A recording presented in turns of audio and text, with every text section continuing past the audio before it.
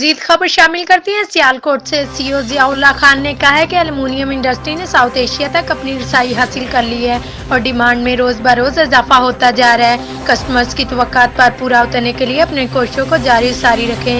मजीद इस हवाले से जानते हैं डॉक्टर अली इमरान की इसी रिपोर्ट में।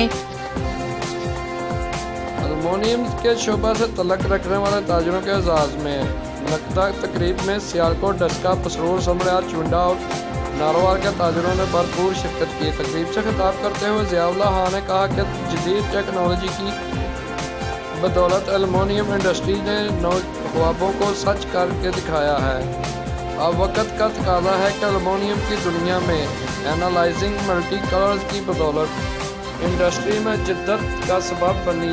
तकरीब से खिताब करते हुए मुकर्रीन ने कहा कि कस्टमर को इनके तवक्कुआत के मुताबिक एल्युमिनियम मसनूआत फराहम की जाएंगी। तकरीब के दौरान एल्युमिनियम इंडस्ट्री की जानिब से इंजीनियर जियाउल्लाह खान ने कहा कि डीलर और फैब्रिकेटर्स को अवार्ड दिए गए, जबकि Shaheen aluminium and hardware store की जानिब से आला कारकर्दगी के अमल फैब्रिकेटर्स में मोबाइल फ़ोन और मोटरसाइकिलें भी तकसीम की गईं।